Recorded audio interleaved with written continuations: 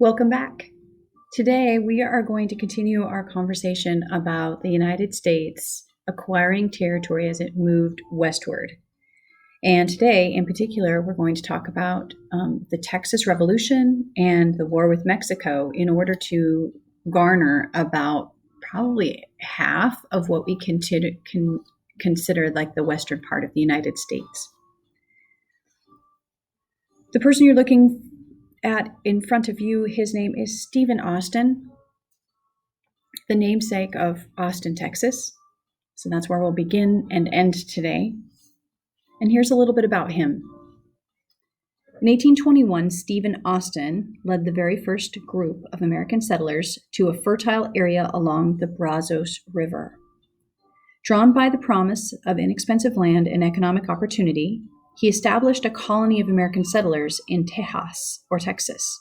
Then it was the northernmost province of the Mexican state of Coahuila. However, Austin's plans didn't work out, as well as he'd hoped anyway. 12 years later, he found himself in a Mexican prison, and his new homeland was in an uproar. After his release, Austin spoke out about the impending crisis between Texas and Mexico, and this is what he said. Texas needs peace and a local government. Its inhabitants are farmers, and they need calm and a quiet life. My efforts to serve Texas involved me in a labyrinth of Mexican politics. I was arrested. I've suffered long persecution and imprisonment. I fully hoped to have found Texas at peace, but regret, as I've gotten out of prison, to find it in commotion, all disorganized, all in anarchy, and threatened with immediate hostilities. Can this state of things exist without precipitating the country into war? I think it cannot. And of course, Austin's predictions were correct. War did break out in Texas twice. First, Texas rebelled against the Mexican government, and then the United States went to war against Mexico over the boundaries of Texas. These conflicts were the climax of decades of competition over the western half of North America, a competition that would ultimately involve the United States and Mexico and Native Americans and various European nations. The end result of the competition would be U.S. control over a very huge swath of the continent that would run from the Atlantic to the Pacific. So the territory we're going to talk about today is this territory in here. However, by the time it's all said and done, it also includes all of this, which is why I said it was more than half of what is considered the western part of the United States. So as various presidents established policies in the early 19th century that expanded U.S. territory, American settlers pushed first into Northwest Territory, which had been up here.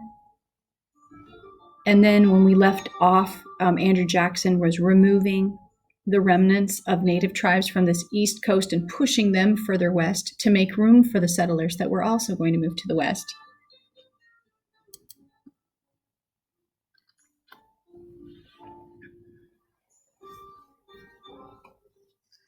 So when we left off, this Northwest Territory was being settled. This area is being cleared of native tribes. They're being pushed. We just talked about the acquisition of the Louisiana Territory, or this Louisiana Purchase. And then all of this land is where we're headed next.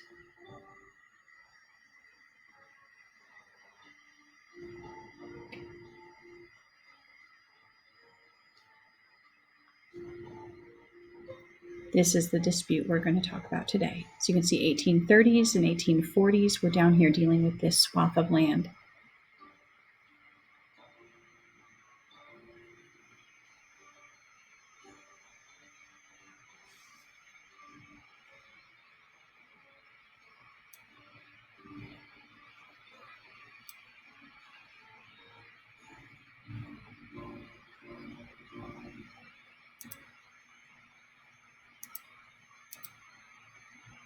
Okay, here's a preview of what is to come today.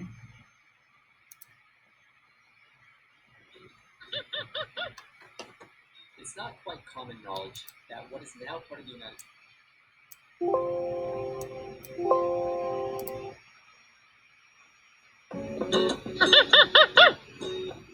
It's not quite common knowledge that what is now part of the United States was once part of Mexico, and Mexico once part of Spain. Of course, the Spaniards conquered it from the Aztecs, who took it from the Toltecs, who took it from the Mayas, who took it from the Olmecs, etc. But what we're concerned about in this video is how Texas, once a territory in Mexico, became its own country.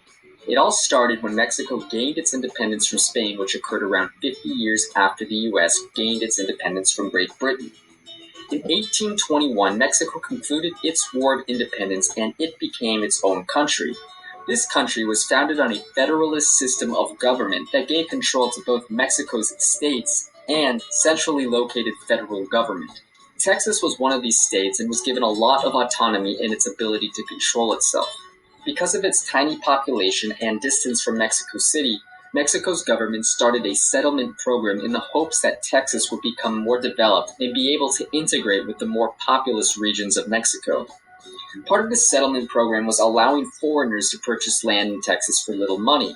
The only conditions that they were given were that they had to live in Texas for 10 years, they had to be loyal to the Mexican government, and they had to accept Catholicism as their own religion.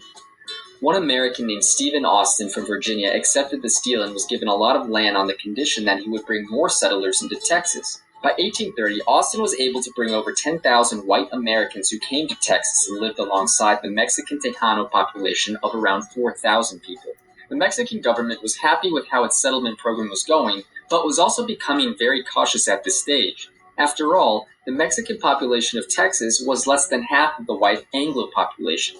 Many Americans settling in Texas were also Protestant patriots of the United States and from slave states, which is important to note because Mexico had made it illegal to practice slavery in its country. In 1833, Antonio Lopez de Santa Anna was elected president and began to centralize the power of the Mexican government back to the capital in Mexico City. The federal system weakened and states like Texas were now being controlled from the capital. Because of this, Stephen Austin went to the Capitol in protest, requesting that Texas get its autonomy back. Unfortunately for Austin, he was jailed. However, when he was released and back in Texas, a serious rebellion began to occur, and the Mexican soldiers stationed in Texas were pushed back all the way to Mexico City. Santa Anna became furious and took command of the army. By February 1836, his troops had passed the Nueces River, which was the traditional border of Texas, not the Rio Grande which we know today. And he made his way back to the Alamo in San Antonio, where the Texan rebels were holed up. Most of the rebels in the Alamo, however, were not Texans. In fact, of the 180 rebel soldiers, only 29 were Texans. 28 were European, and the remainder were Americans. This makes me wonder, what incentive did any Americans or Europeans have for fighting on the side of the Texan rebels? It was here in 1836 that Texas became independent of Mexico. However, in several years after war with Mexico, the US would claim Texas for its own. Thank you for watching the video. If you enjoyed it, hit the thumbs up button below and hit the subscribe button to stay updated with the latest Thought Monkey videos.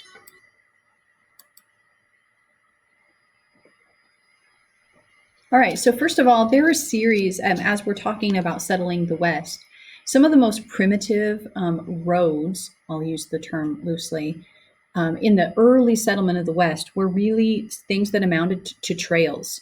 Later on, we're going to start our next unit with this idea of manifest destiny, but it definitely applies right here. So manifest destiny is this express belief that the United States has this like God-given right to expand to the Pacific, and that Mexican and Native American peoples will be Christianized and God will be brought to them as a result of this, and that is a good thing.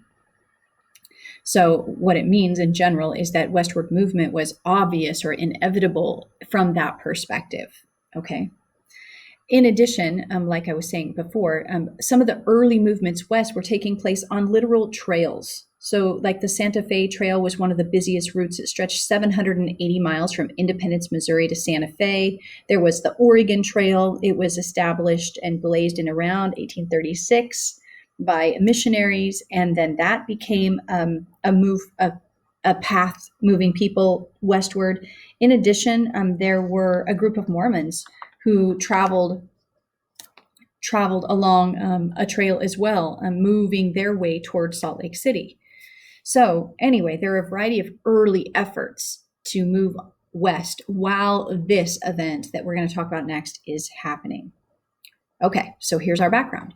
After 300 years of Spanish rule, only a very few Mexican settlers had actually migrated into what is now Texas.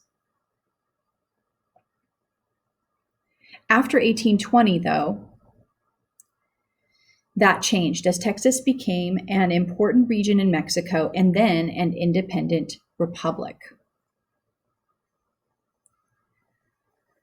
The mission system used by Spain declined after Mexico had won its independence from Spain in 1821. After freeing the missions from Spanish control, the Mexican government offered the surrounding lands to government officials and to ranchers. To make the land more secure and more stable, the Mexican government also encouraged other peoples to settle in that area, and that's how the Americans got this kind of invitation to come on in. So many Americans actually rushed at the chance to buy inexpensive land in Texas. The population of Anglo or English-speaking settlers from the United States actually ends up surpassing the number of Mexican settlers who lived in what is now Texas. Among the more prominent people and among the more prominent leaders of the American settlers was a guy named Stephen Austin. So here's Stephen Austin right here. And if you remember from the intro, he settles a colony, actually, along the Brazos River. Okay, here's a little background about Stephen Austin. So Austin's father's name was Moses, and Moses had received a land grant from Spain to establish a colony between the Brazos and Colorado rivers, right in this area. But Moses died before he was able to carry out his plan. So he'd been granted permission, but hadn't gone through, hadn't taken the final steps. So now Stephen, his son, decided he was going to work to obtain the permission, first from Spain, and then as Spain granted independence to Mexico, then he had to go back and get granted the permission from Mexico to carry out his father's original project. So in 1821, he established this colony. And here he is, and he had some specific rules. He said there won't be any drunkards, there won't be any gamblers, there's not going to be any profane swearers, so you can't swear there, and no idler, so no lazy people are supposed to be allowed. The main settlement of the colony was called San Felipe de Austin in Stephen's honor. In 1825, Austin had issued 297 land grants to the group that later became the Texas Old 300. Each family received either 177 very inexpensive acres of farmland or more than 4,000 acres of stock grazing, as well as 10-year exemption from paying taxes. I'm convinced, Austin said, that I could take on 1,500 families as easily as 300 if I was permitted to do so. So by 1830, there were more than 20,000 Americans in Texas, and some of them were inspired to come to this colony. Despite peaceful cooperation between the Anglos and Tejanos, differences over cultural issues intensified between Anglos and the Mexican government. The overwhelmingly Protestant Anglo settlers spoke English instead of Spanish, and furthermore, many of the settlers were Southerners who had brought slaves with them to Texas. Now, here's the problem. Mexico had abolished slavery in the 1820s, and it insisted in vain that Texans free their slaves. But the American settlers that had come from the South didn't want to do that. Meanwhile, Mexican politics had become increasingly unstable. Austin had traveled to Mexico City in late 1833 to present petitions to Mexican President Antonio Lopez de Santa Anna for greater self-government for Texas. While Austin was on his way home, Santa Anna had Austin imprisoned for inciting revolution. And after Santa Anna suspended local power in Texas and other Mexican states, several rebellions broke out, including one that would be known as the Texas Revolution. When Austin returned to Texas in 1835, he was convinced that war was its only resource. Determined to force Texas to obey Mexican law, Santa Anna marched his army towards San Antonio, and at the same time, Austin and his followers issued a call for Texans to arm and protect themselves. The commander of the Anglo troops, Lieutenant Colonel William Travis, moved his men into the Alamo. a mission and fort in the center of San Antonio, which, by the way, you can visit today, and I'll show you pictures. I was just there, I think, 2 springs ago. He believed that maintaining control of the Alamo would prevent Santa Anna's movement any further north into Texas. So here's the Alamo up here.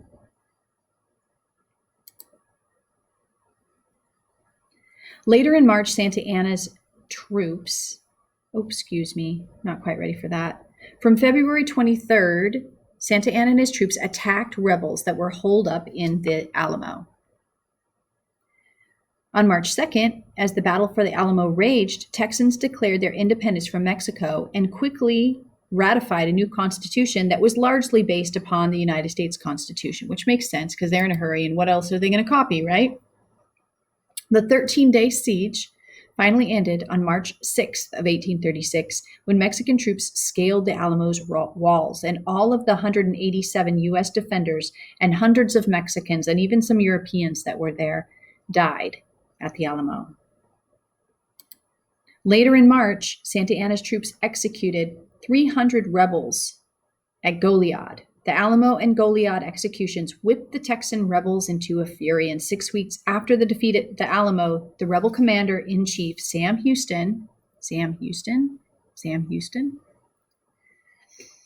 namesake for Houston, and 900 soldiers surprised a group of Mexicans near the San Jacinto River with shouts of, "Remember the Alamo! Remember the Alamo!" The Texans killed 630 of Santa Anna's soldiers in 18 minutes and captured Santa Anna himself. The Texans set Santa Anna free, but only after he signed something called the Treaty of Velasco, which granted independence to Texas. In September of 1836, Sam Houston was elected president of the new Republic of Texas. There he is. Most Texans hoped that the United States would now annex their republic, but U.S. opinion divided along sectional lines. Southerners wanted Texas in order to extend slavery, which had already been established there, but Northerners, as we just talked about in the last lesson, were really nervous about, disrupting the balance. That was going to be, they already had an uneasy balance in the Senate in favor of slave states, and so they were really concerned about maintaining the balance. So the North is hesitant to allow Texas to be annexed, and the South wants it to be annexed. And the North wants the territory, they just don't want slavery to become an issue. In 1844, the U.S. presidential campaign focused on westward expansion, and the winner, James Polk, a slaveholder, firmly favored annexing Texas.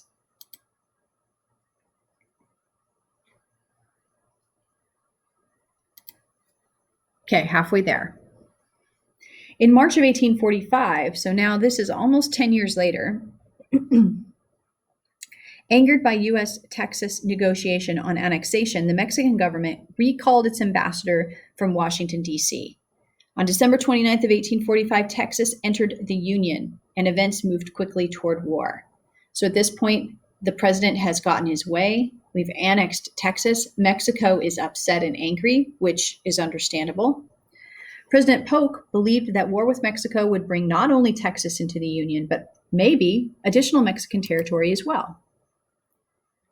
And so, despite the fact that Mexico had ceased formal diplomatic relations with the United States, Polk hoped to negotiate secretly the boundary dispute, as well as the sale of California and New Mexico. So he dispatched a guy named John Slidell, a congressman from Louisiana, to negotiate the matter with Mexico. The Mexican government, though, refused to receive the gentleman, and when Polk heard the news, he ordered U.S. troops into the territory between the Rio Grande and the Nueces River, and the United States claimed the territory as its own. So in 1845, John C. Fremont led an American military exploration party into California, violating Mexico's territorial rights, and in response, Mexican troops crossed the Rio Grande, and in a skirmish near Matamoros, Mexican soldiers killed about 11 U.S. soldiers, and Polk immediately called for war, and Congress approved it. In 1846, Polk ordered Colonel Stephen Kearny and his troops to march from Kansas to Santa Fe, New Mexico, and there they were met by the New Mexican contingent that included actually a number of upper-class Mexicans who actually wanted to join the United States. New Mexico fell to the United States without a single shot. Meanwhile, American troops in Mexico, led by U.S. Generals Zachary Taylor and Winfield Scott, scored one military victory after another.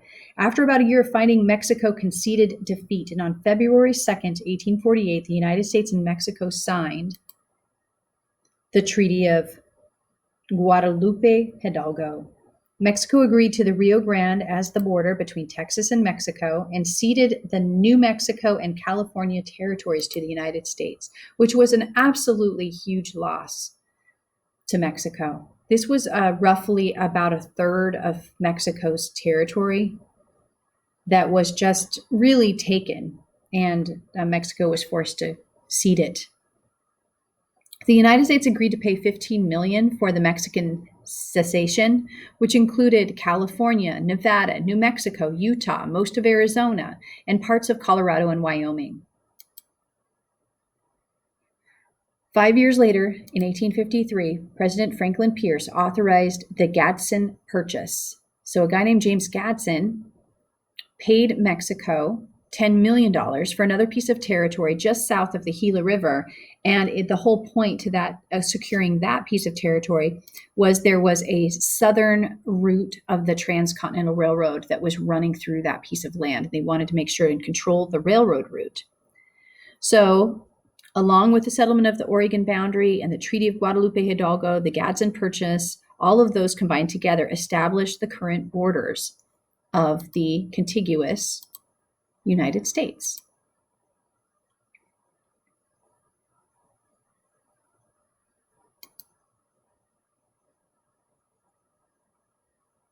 This right here is that chunk of land that we were just talking about, this Gadsden Purchase. So we pay $10 million for that, $15 million for all of that, $15 million for all of that. So there you go.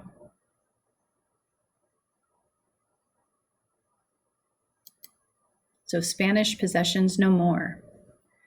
Okay, a contemporary map of Texas. I just want to show you. So some of the people, the historical people we talked about today. So Sam Houston became the early president of this Texas territory, and his namesake is the city of Houston, of course. Stephen Austin, who we talked about, creating that early colony, is the namesake for Austin, Texas. And San Antonio is where you'll find the Alamo, and it's still in pretty reasonable shape. This is a contemporary picture of the Alamo. So you can go visit and spend some time there if you like. There's also a great river walk in San Antonio that's nearby. And so San Antonio is a great place to visit in Texas. And now we have the contiguous United States. And now we're going to talk about Manifest Destiny and our settlement of the West.